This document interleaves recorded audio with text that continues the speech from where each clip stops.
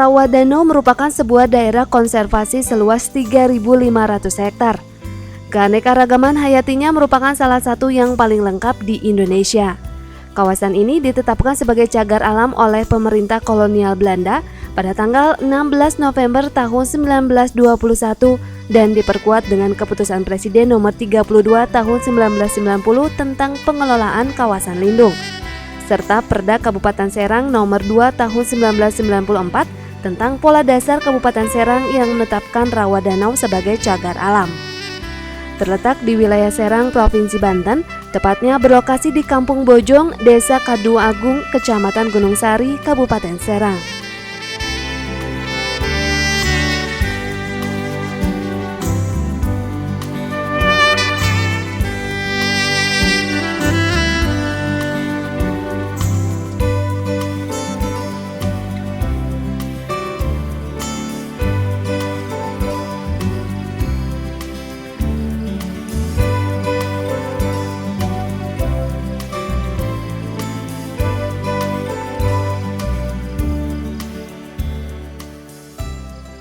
Potensi wisata khusus ini tidak sembarangan dikunjungi oleh pelancong. Beberapa waktu lalu kami sempat mengunjungi Rawadanau. Sebelum berkunjung, ada beberapa tahapan untuk memasuki kawasan konservasi. Salah satunya ialah mengurus SIMAKSI atau Surat Izin Masuk Daerah Konservasi. Surat ini bisa diurus di kantor BBKSDA Jawa Barat. Setelah mengantongi surat ini, maka pelancong diwajibkan lapor ke petugas lapangan, dalam hal ini petugas di Rawadanau. Berbekal surat ini, kami pun melakukan petualangan.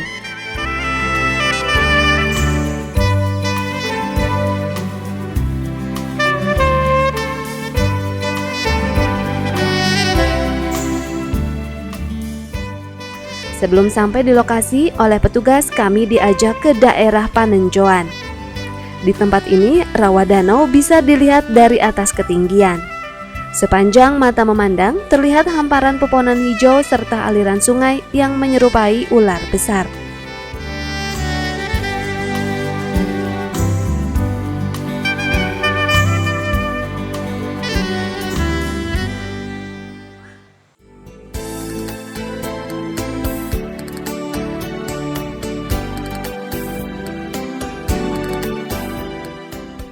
Selanjutnya kami bergerak menuju Desa Kadu Agung.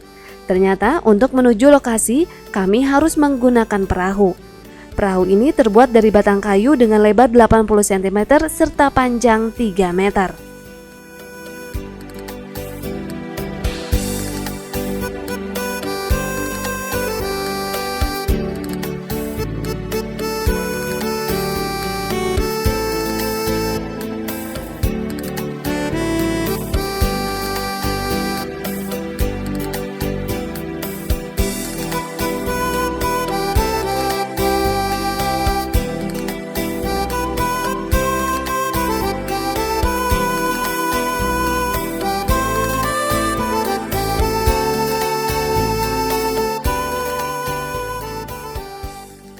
Tak sabar rasanya merasakan sensasi menaiki perahu kecil menyusuri kawasan konservasi yang masih terjaga keasliannya.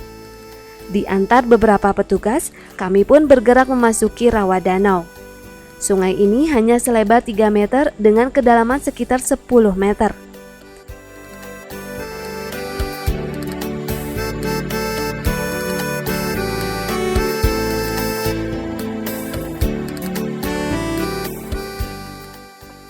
Pada kiri kanan sungai, pemandangannya sangat luar biasa.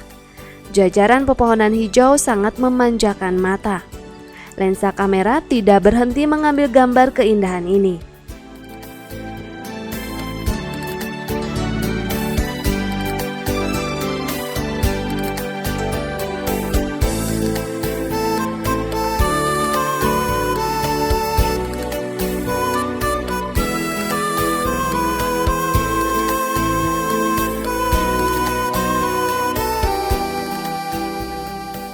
Pada beberapa pohon, kami sempat melihat berbagai burung endemik terbang ke sana kemari dengan bebas.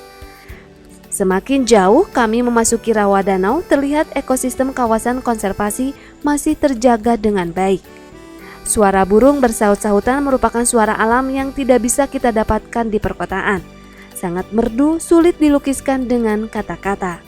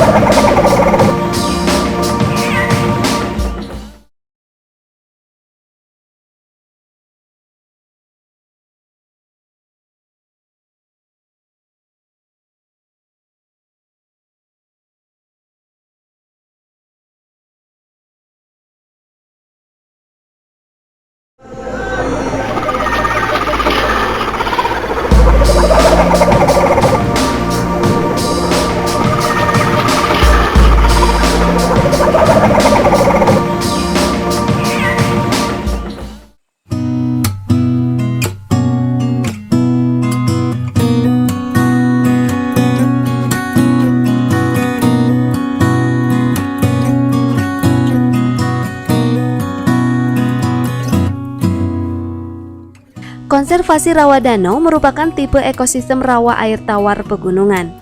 Jenis tumbuhan berkayu yang mendominasi kawasan ini adalah jajawai, gabusan, mareme, rengas, dan kiserem.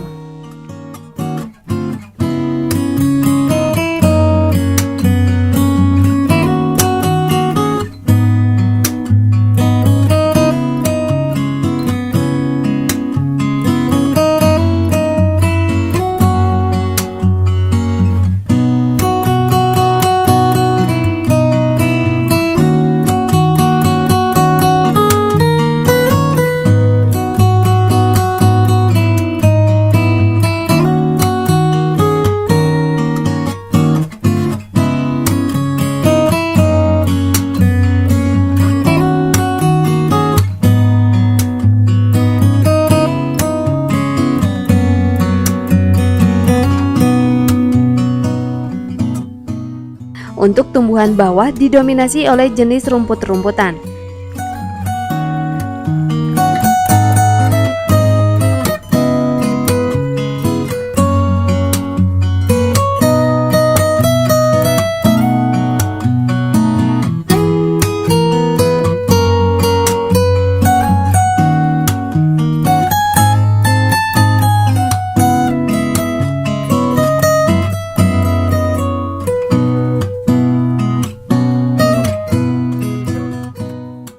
Ini namanya tanaman Nepenthes, kantong semarawa, Nepenthes mirabilis. Menurut LIPI satu-satunya di Pulau Jawa. Dulu di Bekasi sempat ada, sekarang sudah punah, dan di Ciamis juga punah karena dirubah sama areal pesawahan. Jadi satu-satunya di Pulau Jawa ini tersisa di rawa danau, Nepenthes mirabilis.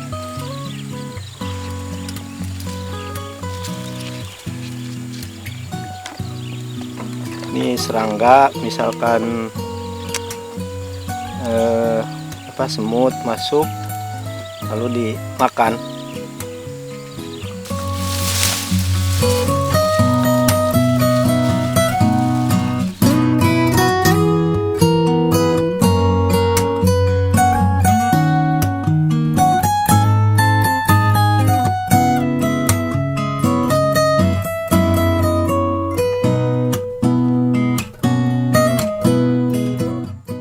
Flora khas di ekosistem ini apa aja sih?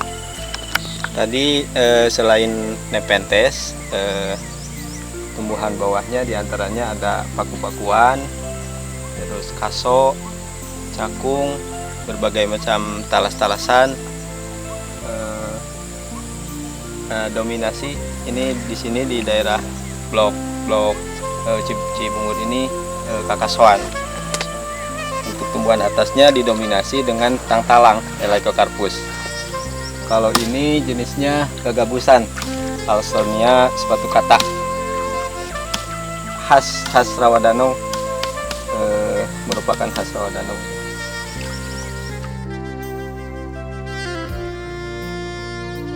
Beberapa jenis fauna yang dijumpai dalam kawasan konservasi Rawadanau dari kelas burung antara lain bangot tongtong, kuntul kerbau, raja udang biru, kuntul putih, serta elang ular.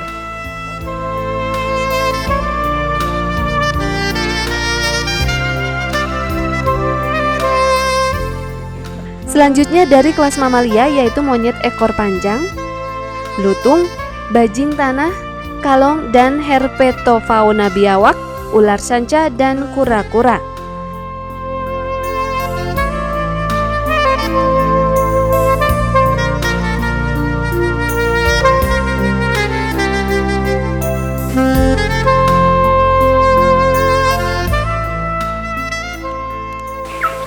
Apa namanya ini Pak?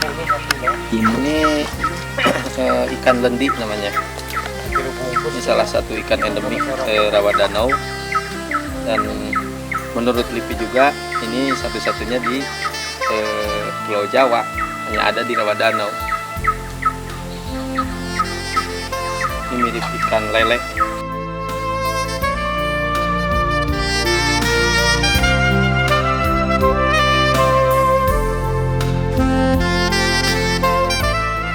Ini gabus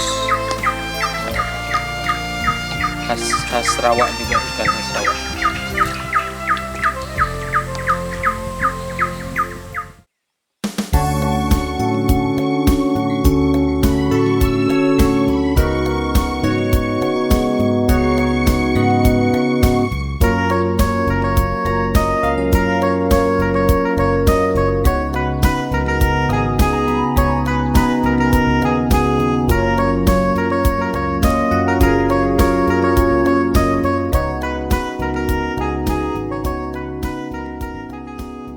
Topografi ekosistem rawa tropis kawasan ini dikategorikan langka di dunia. Bahkan cadangan air di kawasan ini memiliki fungsi vital bagi kawasan sekitarnya. Rawadanau juga menyediakan sumber air yang sangat potensial bagi masyarakat di sekitarnya.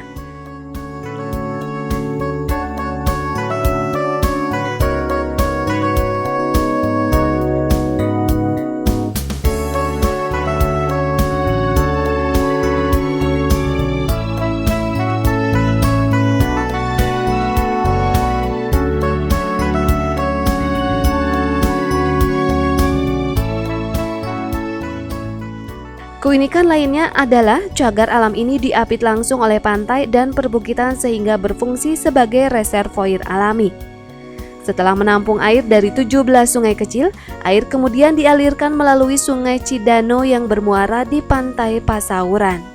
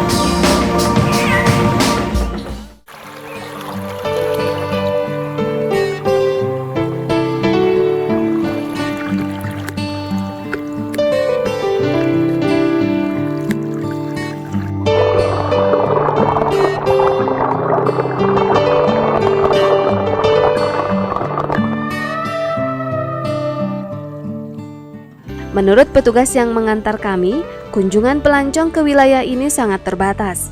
Selain izin yang ketat, biasanya para pelancong ke tempat ini ialah para petualang serta peneliti. Kawasan dengan keanekaragaman unik ini menjadi favorit para peneliti dari mancanegara. Sebagai salah satu tempat wisata dengan minat khusus, tempat ini layak untuk dikunjungi. Karena banyak sekali manfaat yang bisa kita dapatkan, salah satunya dengan berkunjung ke sini kita bisa belajar menghargai alam serta melestarikan alam sebagai warisan bagi anak cucu kita.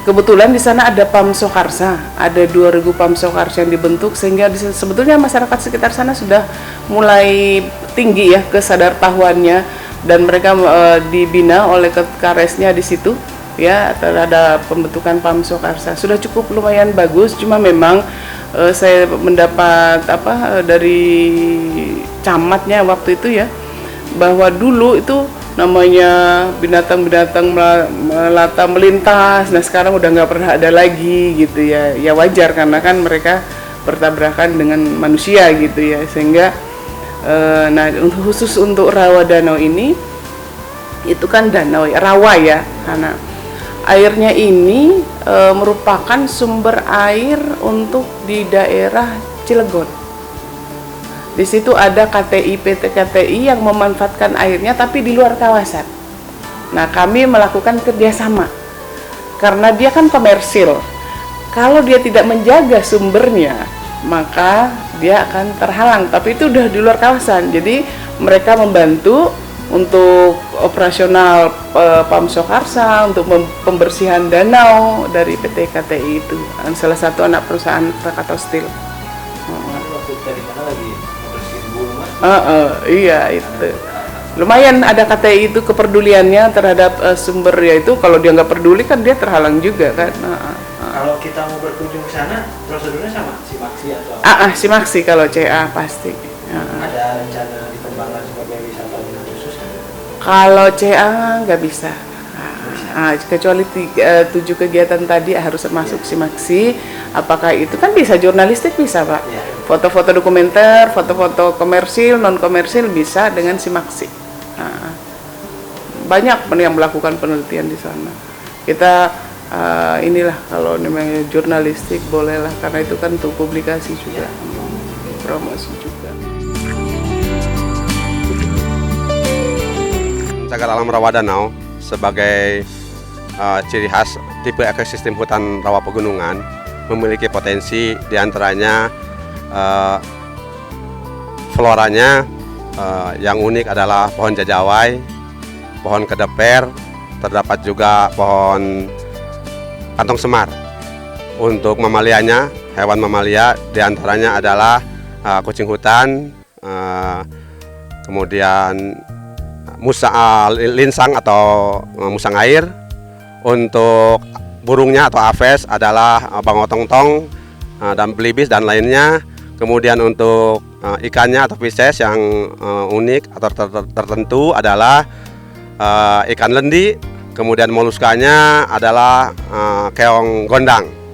Hambatan yang utama dalam pengelolaan kawasan cagar alam rawa danau adalah banyaknya gangguan penggarapan liar oleh masyarakat di sekitar hutan. Tercatat sampai saat ini jumlah penambah atau penggarap liar di kawasan rawa danau mencapai 545 orang dengan luas garapan seluas 815 hektar. Untuk pemburu, kendala perburuan liar saat ini sudah menurun. Kalau dulu ada pemburu tradisional rutin setiap minggu, namun pemburu tradisional sekarang sudah tidak ada berdasarkan hasil pembinaan. Namun terkadang ada pemburu dari luar dengan alasan berburu babi membasmi hama.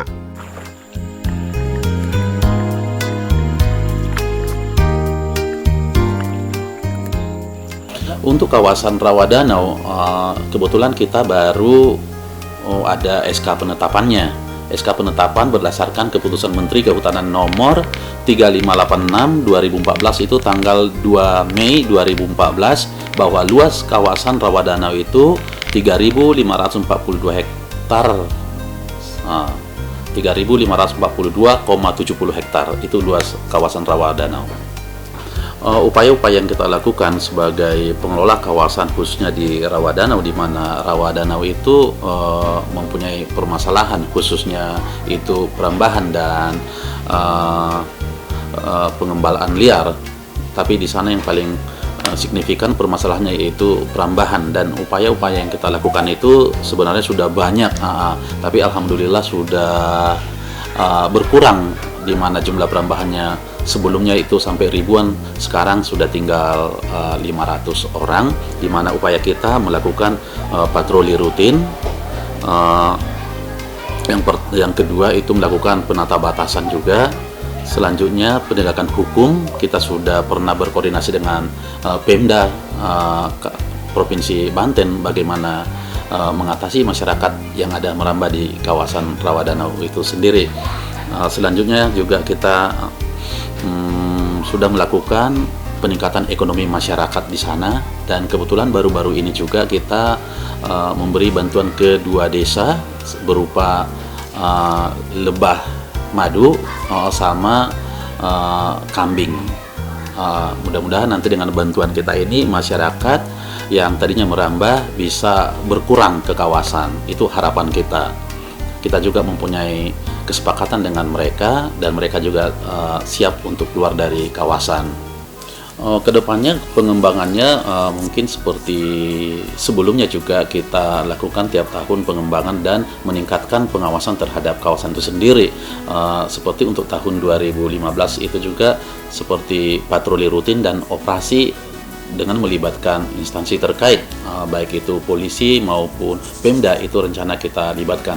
Dan kita juga melakukan pemasangan papan-papan larangan di tempat-tempat rawan perambahan itu sendiri. Itu harapan kita untuk 2015, sehingga di mana permasalahan-permasalahan yang ada di rawa danau itu bisa berkurang.